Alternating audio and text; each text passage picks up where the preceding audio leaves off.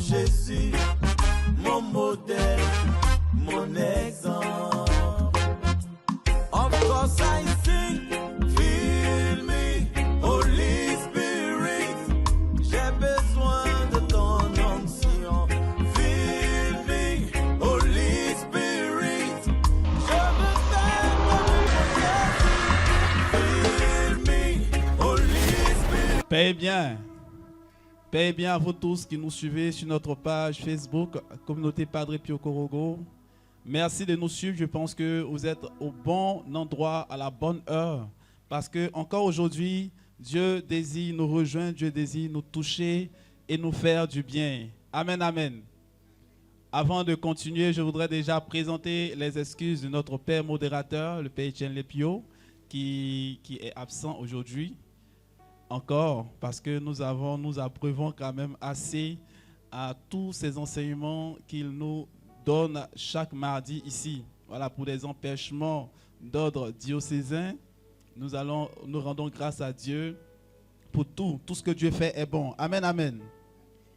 Alors, juste dire que depuis le mois de février, nous avons entamé une marche en ce qui concerne la parole de Dieu. Et durant tous les mardis de ce mois de février, nous avons essayé de comprendre comment est-ce que la parole de Dieu peut nous aider à aller de l'avant, comment passer de la Bible à la parole de Dieu et comprendre véritablement ce que c'est que la parole de Dieu. Mardi dernier, nous avons parlé de l'importance de la parole de Dieu pour que chacun de nous puisse se rendre compte qu'il est capital, qu'il est impératif que nous puissions, autant que nous sommes, nous accrocher à la parole de Dieu. Amen, amen. Amen, amen. Le thème de ce soir est libellé comme suit: comment témoigner de sa foi par la connaissance de la parole de Dieu. Comment témoigner de sa foi? Alors, quand j'ai vu ce thème, déjà la première chose que je remarque dans ce thème, c'est que c'est une question. C'est une question à laquelle nous devons répondre au plus tard à 20h15. Il faudrait que chacun puisse recevoir une réponse de savoir comment est-ce que je dois faire pour témoigner de ma foi par la connaissance de la parole de Dieu. Et quand nous regardons ce thème, le contenu qui commence par comment, qui est un mot interrogatif, alors cela implique la manière par laquelle nous allons procéder pour témoigner de notre foi par la parole de Dieu. Amen, amen. Quel est le procédé que nous allons utiliser? Et parlant de procédé, je me tourne un peu vers Jean chapitre 2, premier signe de Jésus. Jean chapitre 2, où nous voyons que la Vierge Marie, ayant constaté que le vin manquait, s'est approchée de Jésus-Christ pour lui dire: mon fils, ils n'ont plus de vin. Et Jésus va dire: femme, que me veux-tu? Amen, amen. Et après avoir donné certaines instructions aux serviteurs, et Jésus-Christ ayant opéré le miracle, moi, au fait, ce n'est pas la partie là qui m'intéresse tellement, mais la partie du film qui m'intéresse, c'est le maître du repas. Un maître de repas, on t'envoie 20. Tu sais toi-même, tu as fait le budget de la fête, et tu sais que, en principe, le vin ne peut pas suffire. Et tu constates, et même si le vin pouvait suffire, tu connais la qualité du vin que tu as acheté. Et tu constates au bout d'un certain temps que la qualité du vin que tu es en train de boire n'a rien à voir avec la qualité précédente. Et toi-même, tu dis que pourquoi c'est maintenant on sait le bon vin. Amen, amen.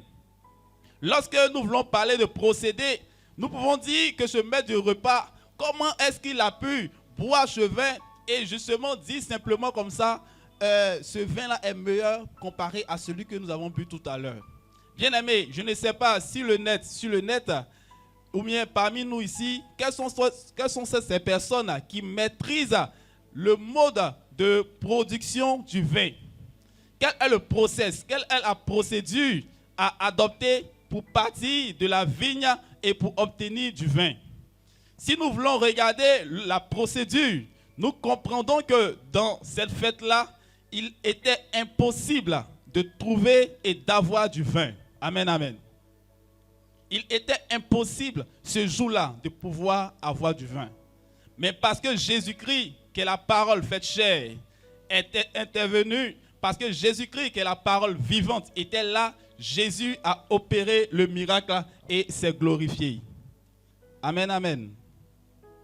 Alors, nous allons voir aujourd'hui comment procéder.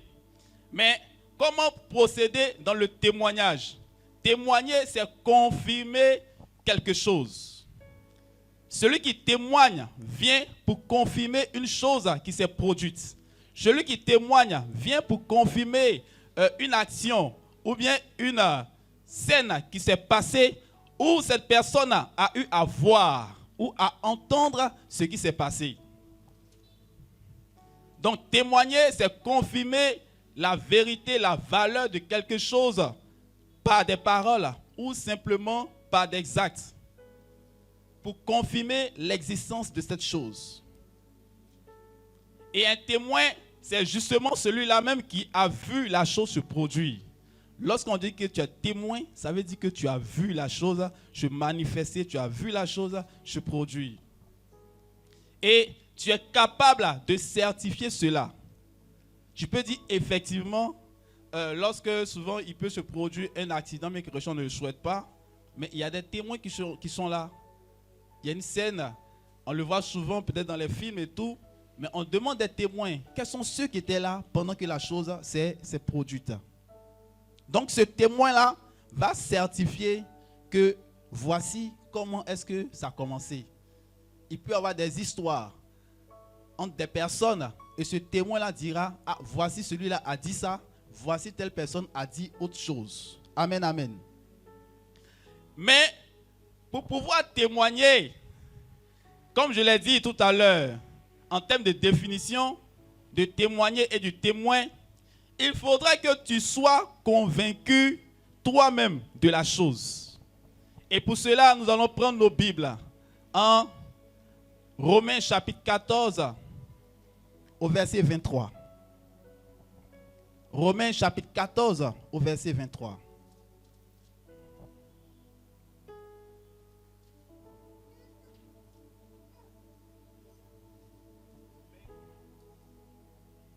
Romains 14, verset 23.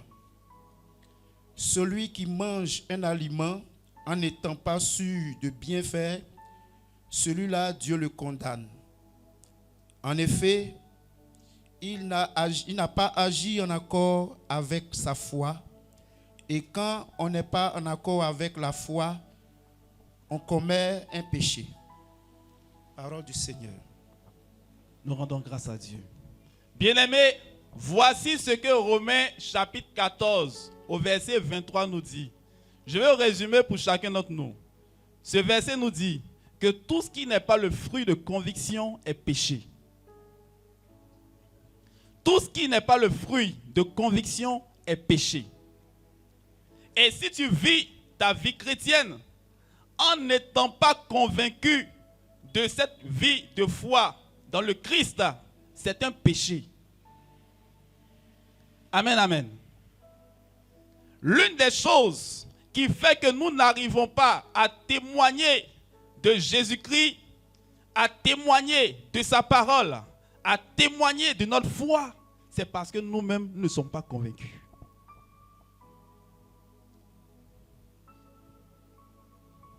On peut être dans l'assemblée chrétienne, on peut venir aux prières, mais est-ce que au fond de toi, tu es convaincu de ce que tu vis, de ce que tu as une relation avec Jésus-Christ, de ce que Jésus est réellement présent dans ta vie?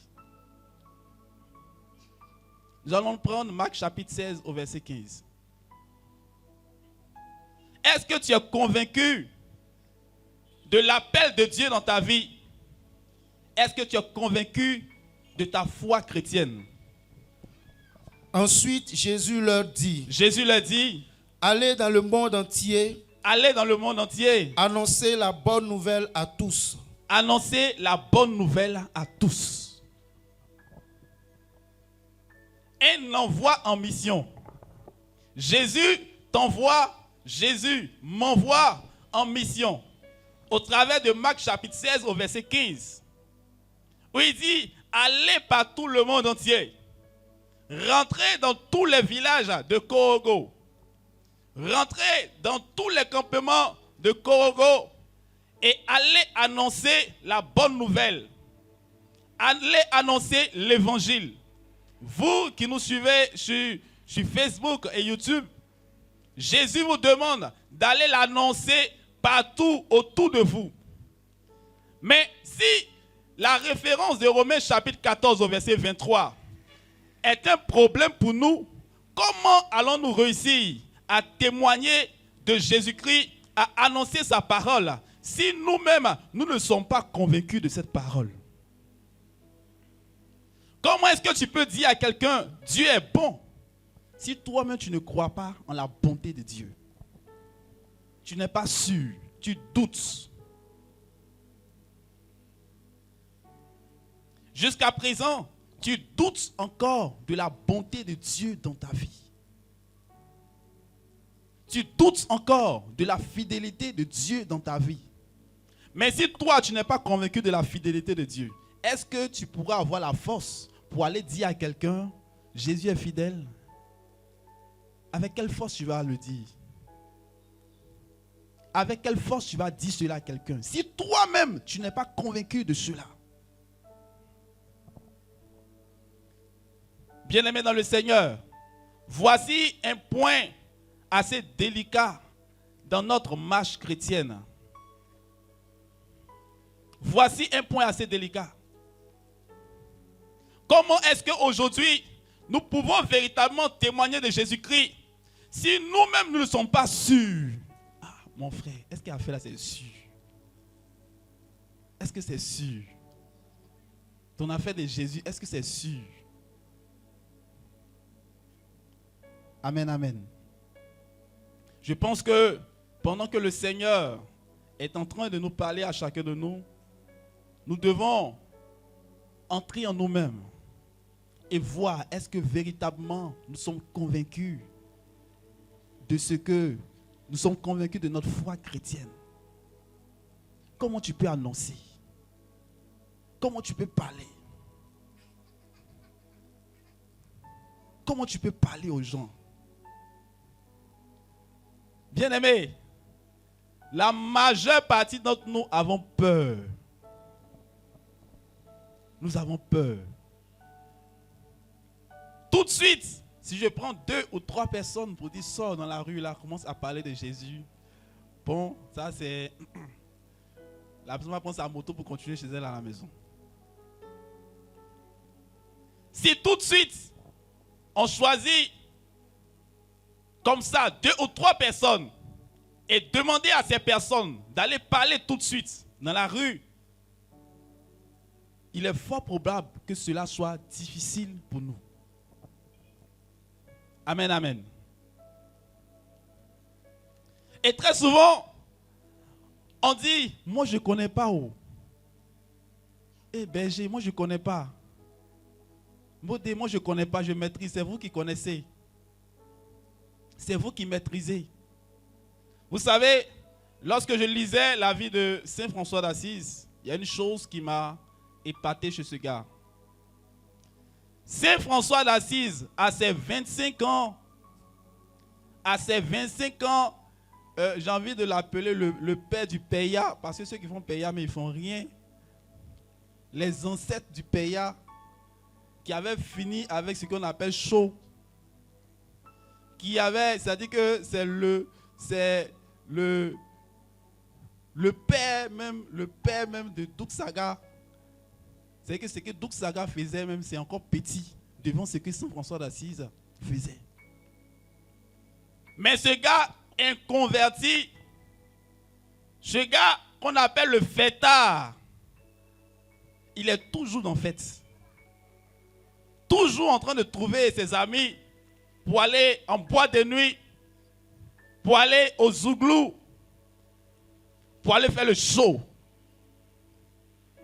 Toujours c'est lui, Saint François d'Assise, qui est en train de repérer ses amis. Mon gars, Joe, tu es où? On s'attrape là-bas. Mais dans sa vie d'un converti,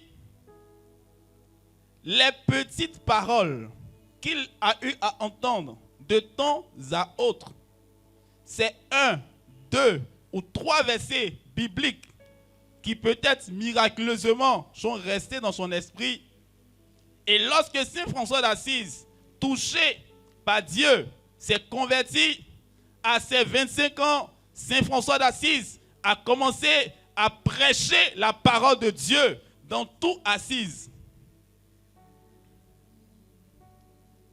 À quelques semaines de sa conversion, Saint François d'Assise commence à témoigner de sa foi avec audace et autorité, étant convaincu de ce qu'il disait. Tellement convaincu que les gens même t'écoutent. Ils savent que tu ne maîtrises pas bien. Mais au fait, le feu de la conviction va les toucher et arrive aussi à convaincre ces personnes-là de le suivre.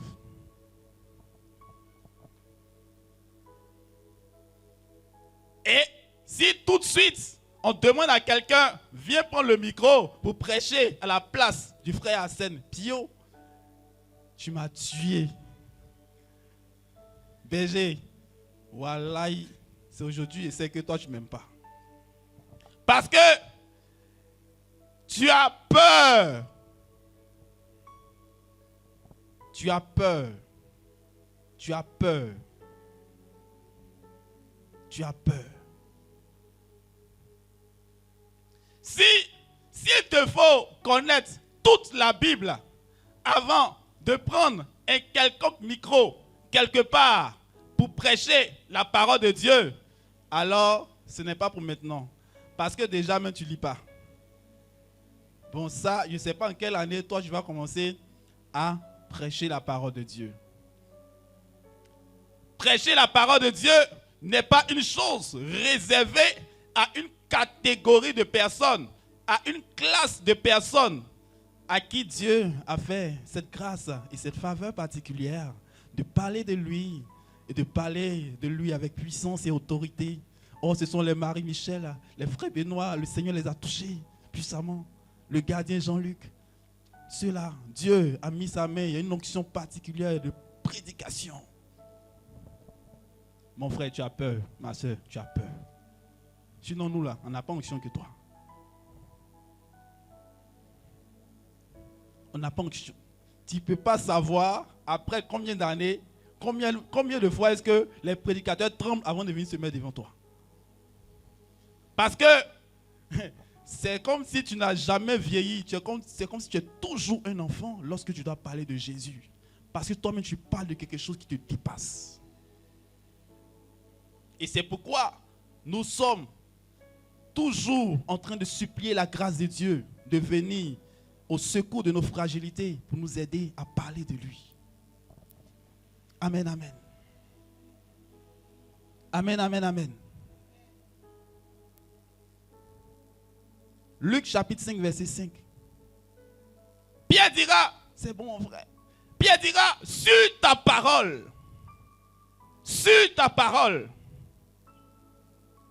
un pécheur, un vieux pécheur, quelqu'un qui a la maîtrise de la pêche, quelqu'un qui a l'expertise dans la pêche, non seulement lui, mais lui avec tous ceux qui sont avec lui, ils vont faire la pêche, ils vont pêcher et ils reviennent bredouilles. Ils reviennent même pas avec un levain. Et ayant croisé Jésus-Christ et le Christ qui leur demande de jeter le filet, Pierre dira, vrai là, on est allé pêcher toute la nuit et on n'a rien eu. Parce que la nuit, semble-t-il, est le moment propice pour avoir le maximum de poissons.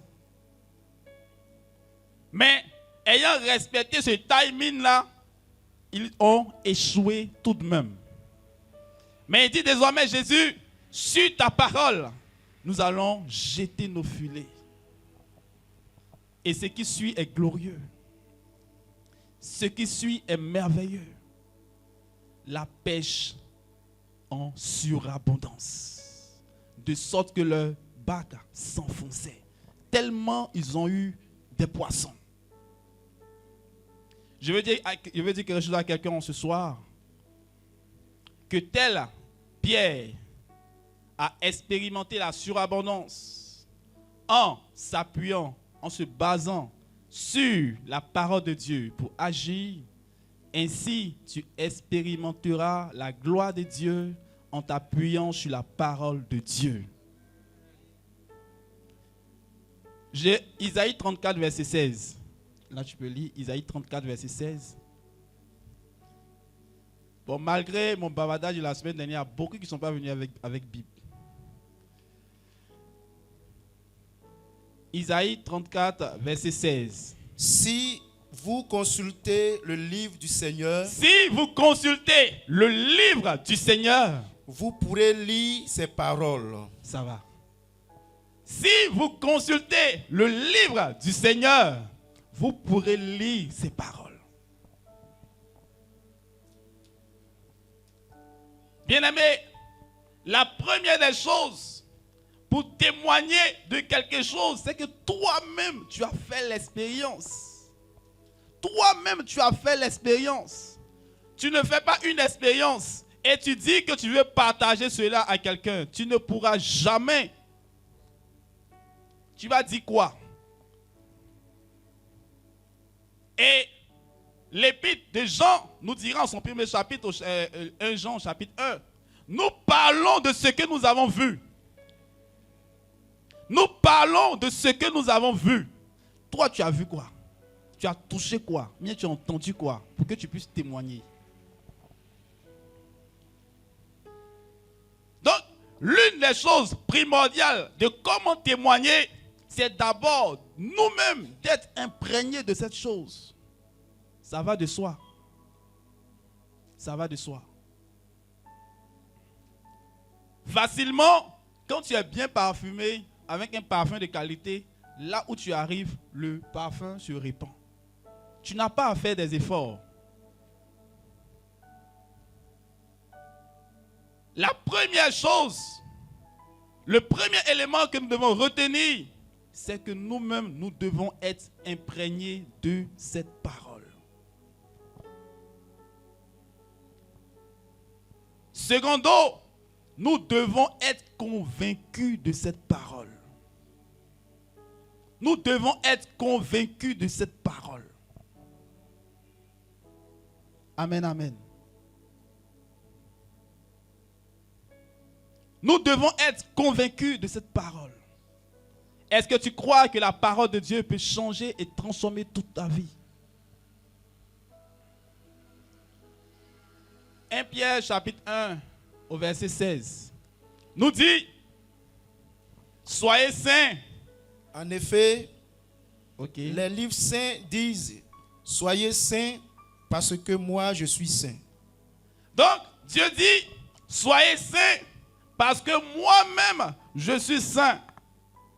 Aujourd'hui, avec le monde qui va à toute vitesse, où de plus en plus nos jeunes gens et nos jeunes filles font des expériences prématurées, comment est-ce que toi et moi pouvons témoigner de cette parole? Soyez saints, car moi-même je suis saint. Vous savez, j'ai lu l'histoire d'un saint qui m'a épaté. C'est Joseph l'Hospitalier. Et quand quelque chose me marque, ça reste assez aisément. C'est Joseph l'Hospitalier. Vous savez, ce saint-là, il était marié. Il était marié en bonne et due forme. Mais ce saint, sa femme et lui ont décidé d'un commun accord de ne pas faire les choses. Ils sont mariés à l'église, tout. Mais ils ont décidé de ne pas faire les trucs. Ah bon? Pourquoi? Bon, moi, je ne sais pas pourquoi. Moi, je dis simplement ce que je sais. Mais il a raison de demander, mais pourquoi? En principe, tout ça là, on fait et puis voilà, ok, c'est scellé, c'est fini. Mais pourquoi? Parce que ces personnes-là voulaient encore aller plus loin. Mais au fait, lorsque nous regardons Saint Joseph l'Hospitalier et son épouse, et nous regardons aujourd'hui des gens même qui n'ont même pas encore fait encore, tout a été validé. Le premier jour où le gars t'a dit pissi, en même temps, c'est adjugé, c'est propre. Tu es dans l'illégalité totale. Mais c'est toi qui es pressé. Amen, amen. Comment témoigner d'une vie de sanctification aujourd'hui si tu n'apprends pas à prendre patience? Tu n'apprends pas à prendre patience. Tu n'apprends pas à prendre patience. Parce que ce que Dieu te dit dans sa parole, toi-même, tu n'es pas convaincu. Comment tu vas dire à ta petite soeur qu'il ne faut pas faire? Tu ne peux pas lui dire. Parce que toi-même, tu es dedans. Amen, amen. Amen, amen, amen. Vous ne voulez pas qu'on se refroidisse? Hein?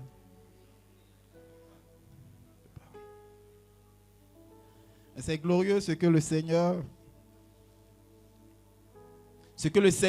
est capable de faire dans nos vies. Ce que le Seigneur est capable d'accomplir dans nos vies.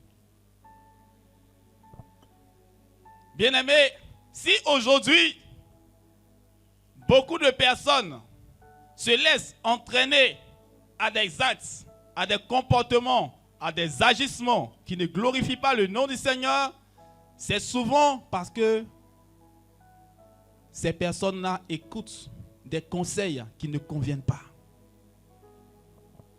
Et les hommes même ont fini par dire que les mauvaises compagnies corrompent les bonnes mœurs. Bien-aimés, lorsque nous regardons la Genèse, nous voyons que Ève, elle allait causer avec le serpent. Dans la Bible, le serpent, le dragon, toutes ces choses sont signes de l'esprit diabolique, du diable, du mal. Ève cause avec le diable, qui est un ange déchu. Par contre, Marie, elle cause également avec un ange, mais un ange établi dans la grâce de Dieu. Avec qui est-ce que tu causes? Dis-moi, avec qui est-ce que tu causes? La qualité de la personne avec qui tu échanges impactera la qualité de tes actes. Parce que si tu causes avec un ange déchu, tu auras le même sort qu'Ève, sorti de la grâce de Dieu. Sorti de la grâce de Dieu. Mais Marie échangeait avec l'ange Gabriel. J'aime bien la caractéristique des anges.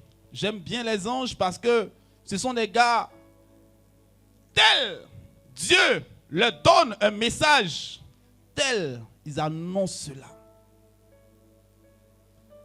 Un ange ne va jamais modifier ni falsifier un message de Dieu pour ta vie. C'est pourquoi si tu arrives d'avoir cette grâce de recevoir un message de la part d'un ange, accroche-toi parce que c'est Dieu qui t'a communiqué ce message. Et comme il a dit en Jérémie 1, verset 12, nous l'avons vu la semaine dernière, Dieu dit, je veille sur ma parole pour l'accomplir. Et ce que Dieu te dit, Dieu le fera. Dieu le fera. Mais lorsque nous regardons la vie de la Vierge Marie, cela nous pousse à la méditation sur sa vie. Cela nous pousse à méditer la vie de la Vierge Marie. Une femme extraordinaire. Une femme extraordinaire. Bien-aimés, d'autres personnes ont peut-être décidé de ne pas l'accueillir, de ne pas la vénérer pour certaines raisons.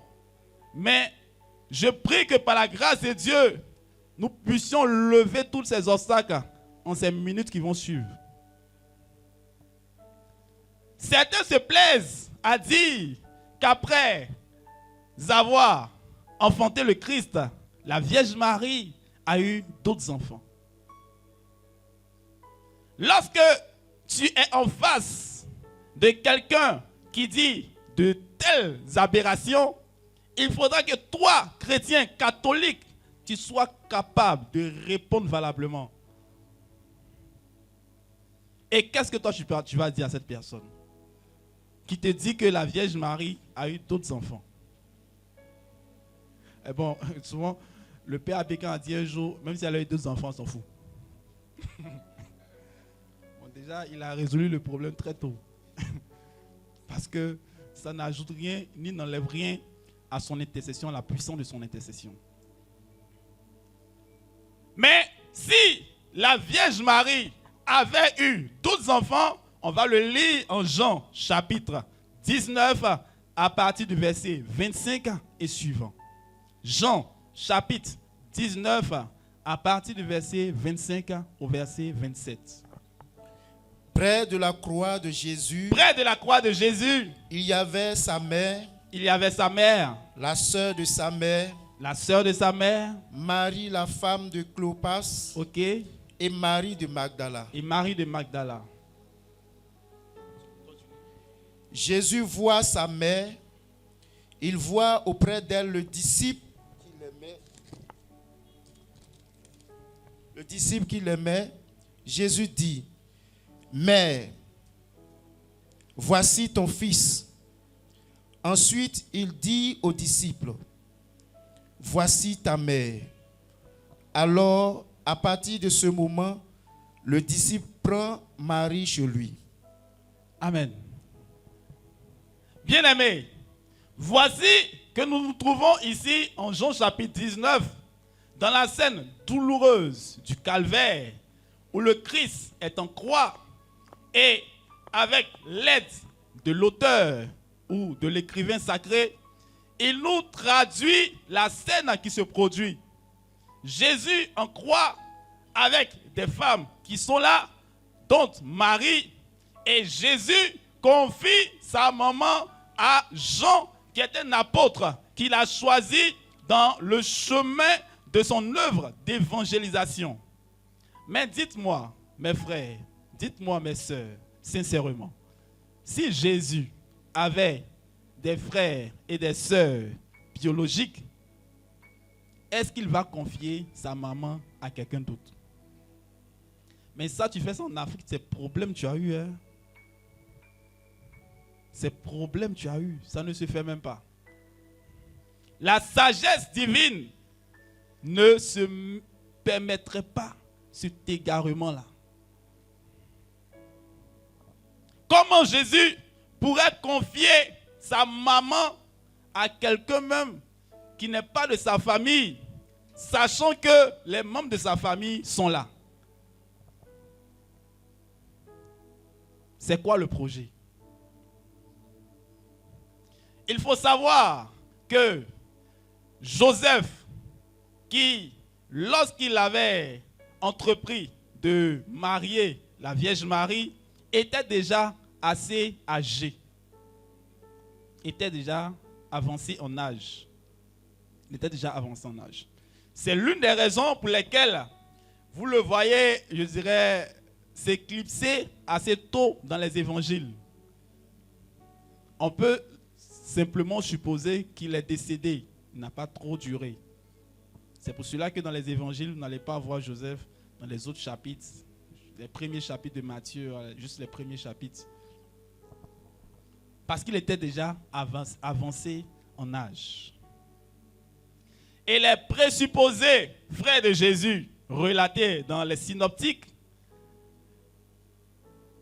pour certains, selon les théories avancées, pourraient être des cousins de Jésus.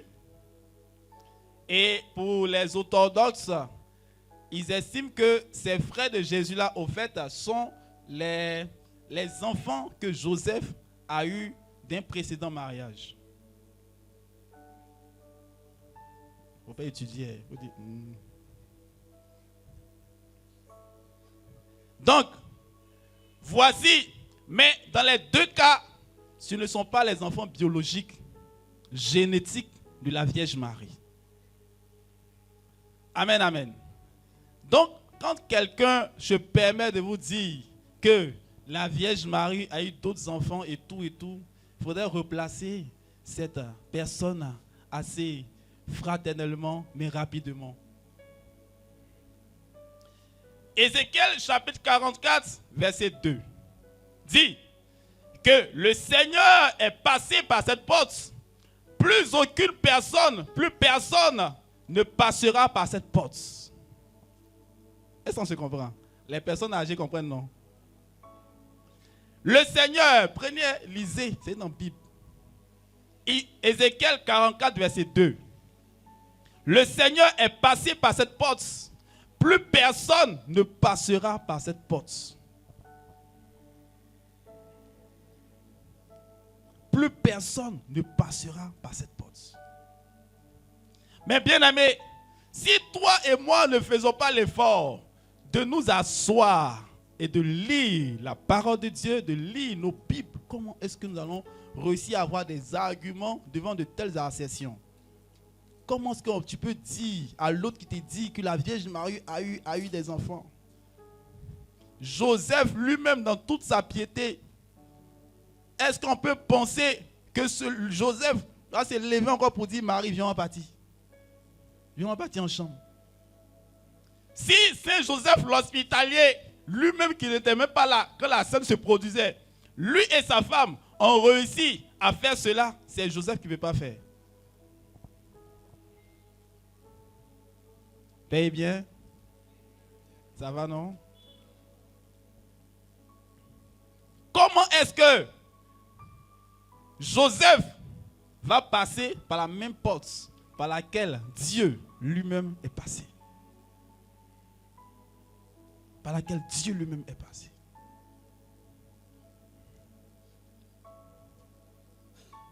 Je pense qu'après ce soir, on va programmer des exercices pratiques.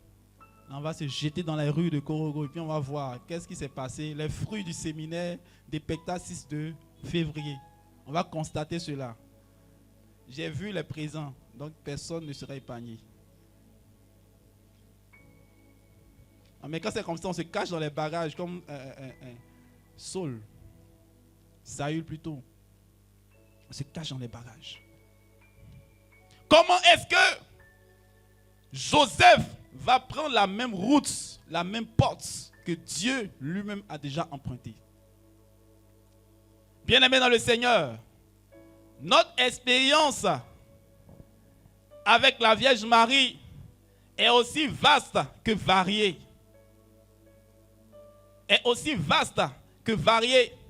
Parce que ces mêmes gars encore disent pourquoi nous, les catholiques, nous estimons et nous disons de la Vierge Marie qu'elle est Immaculée Conception.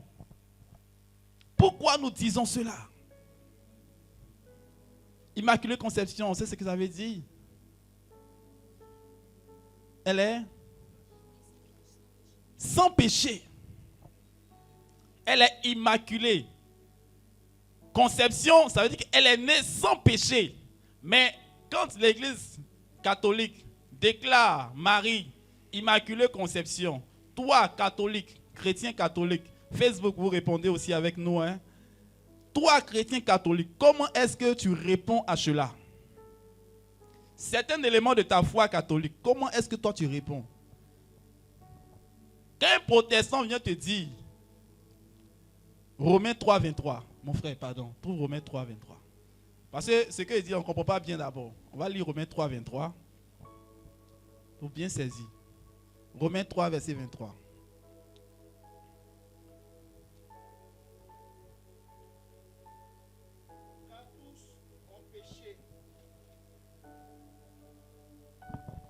Car tous ont péché et sont privés de la gloire de Dieu.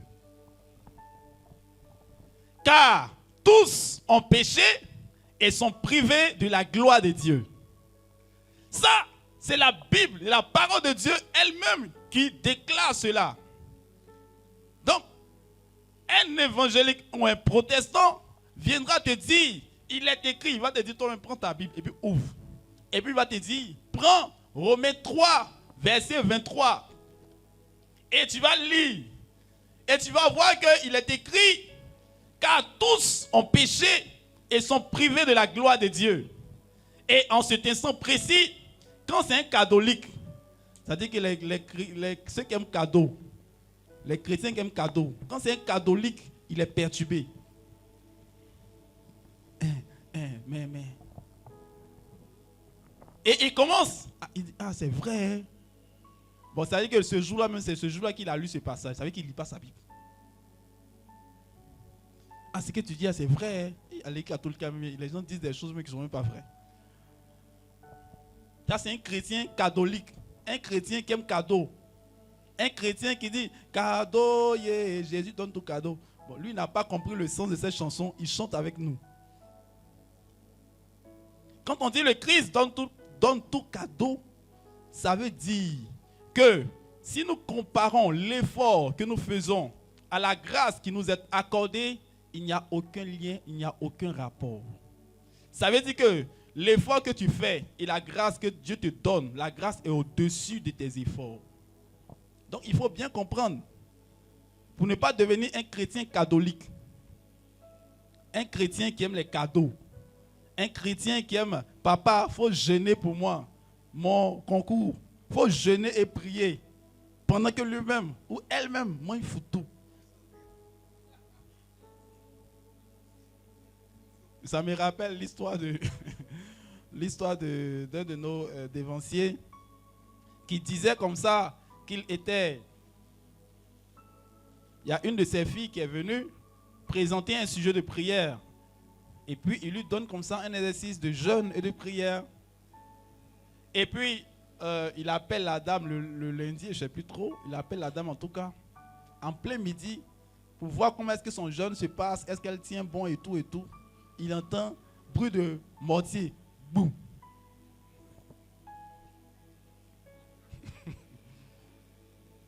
Elle est en train de piler photo.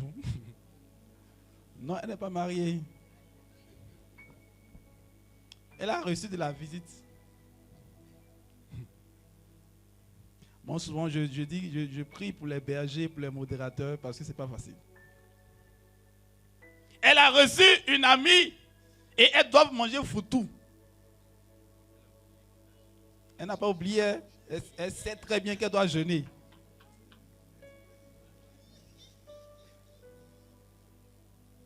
Mais comme c'est une chrétienne catholique, elle pense que la grâce va venir cadeau. Donc elle mange foutou. Et puis le berger lui jeûne.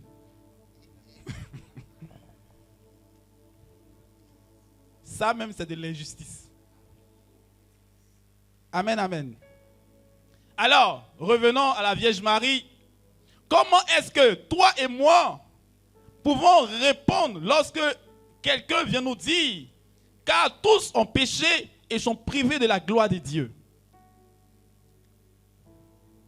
Bien-aimés dans le Seigneur, lorsque nous prenons Genèse chapitre 3, verset 15, Dieu nous dira: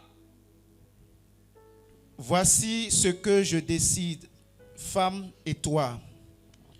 Vous deviendrez des ennemis, ceux qui naîtront d'elle et ceux qui naîtront de toi deviendront des ennemis. Deviendront des ennemis. Dieu, depuis la Genèse, dit au serpent et à la femme que vous deux, vous serez toujours des ennemis. Or, la chose qui fait que nous et le diable sont souvent des amis, c'est le péché. Mais Dieu dit constamment et de toujours, vous serez des ennemis. Et de par cette image de la femme, les pères de l'Église voient en cette femme, la Vierge Marie. Si elle est toujours ennemie du diable, du démon, c'est parce que Marie ne pêche pas. C'est parce qu'elle n'a jamais péché. Certains vont se dire, mais comment ça?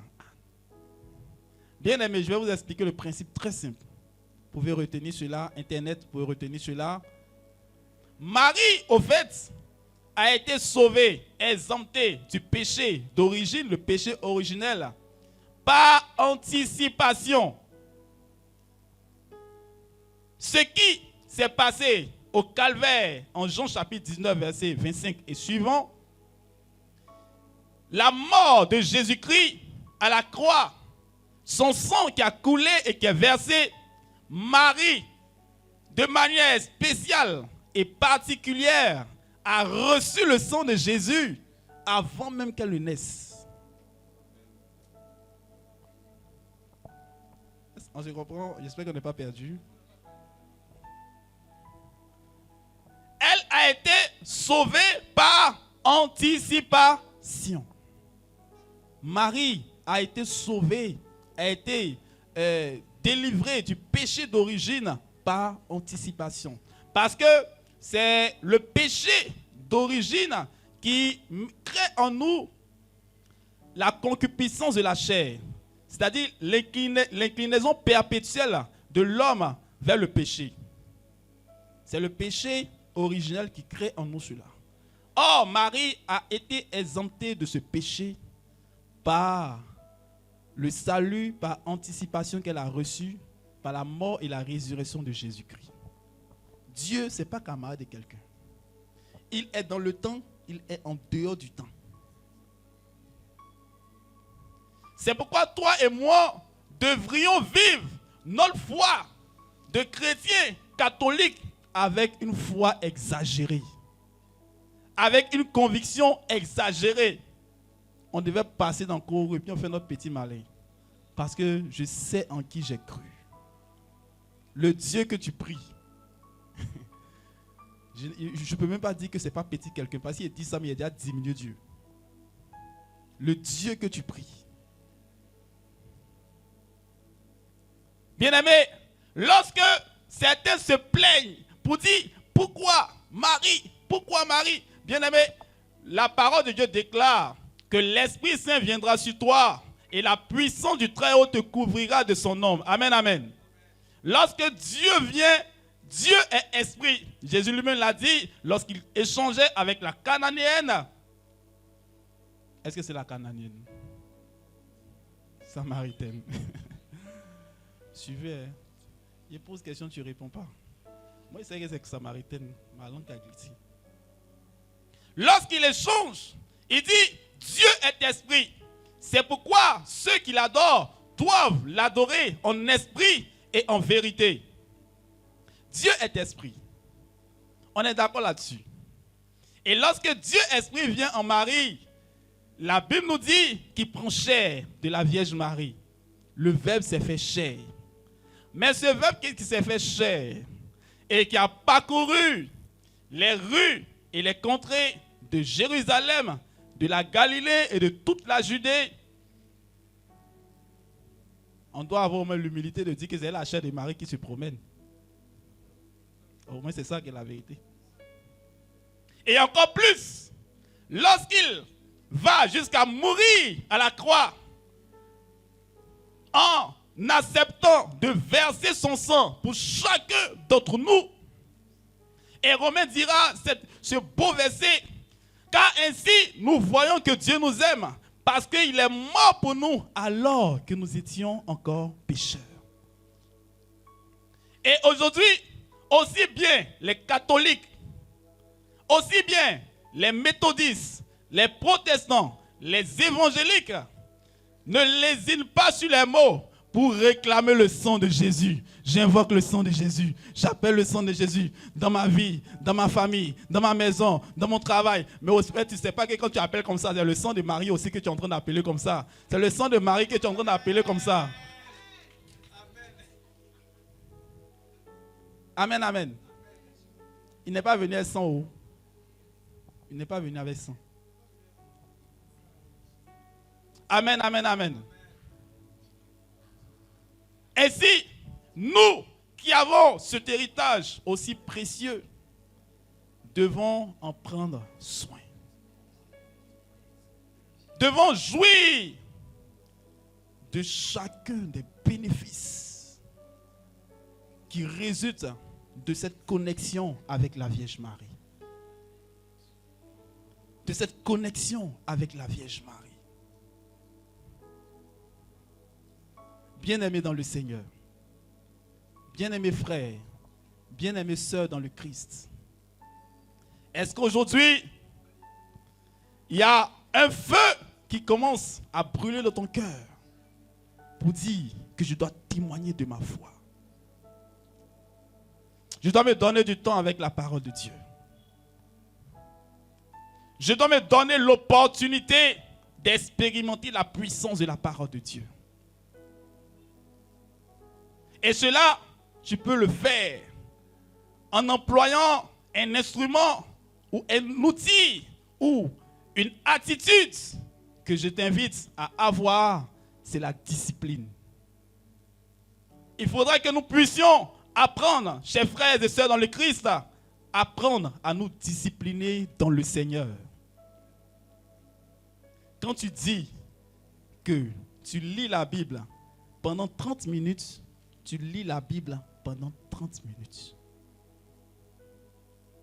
Quand tu dis, je fais mon chapelet à telle heure, je fais mon chapelet à telle heure. Quand je dis que je fais telle chose, ma neuvaine à telle heure, je fais ma neuvaine à telle heure. À cause de Placali, tu vas rater ta grâce. Parce que tu aimes Placali. Tu aimes Placali. Et le diable, sachant cela, ta copine, CP, à l'heure de ta neuvaine, CP, il a fait Placali chaud. Tu n'as pas venu à manger. Avec boulot, trip, cap. Et que tout le zoo est présent.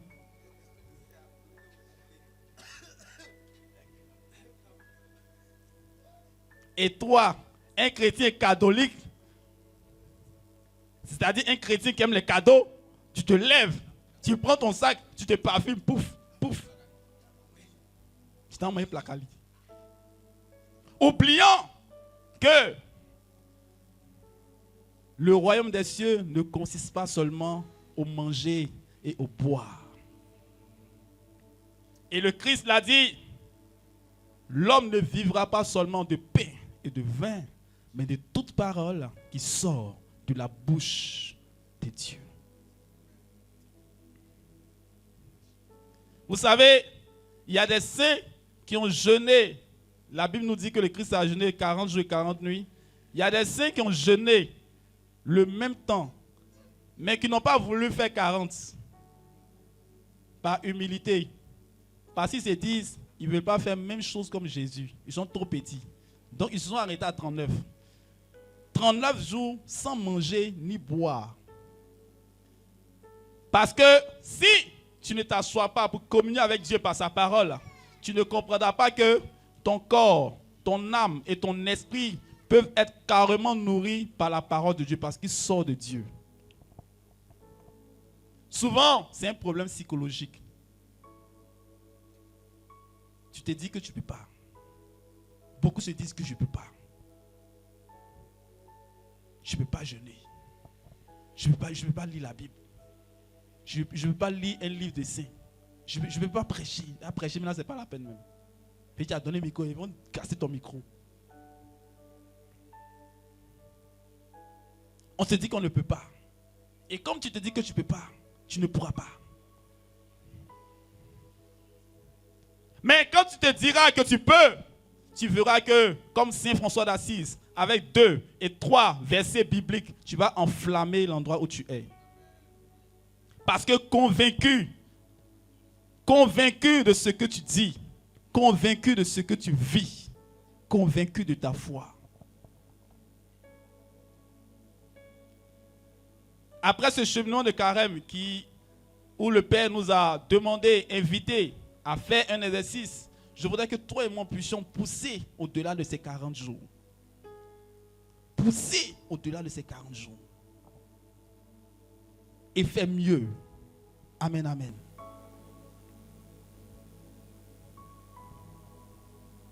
Je prie que Dieu nous fasse du bien. Je voudrais que tu puisses te tenir debout avec moi. Il y a tellement à dire. Mais Dieu en ce jour se chargera de parachever en chacun de nous ce qu'il a commencé.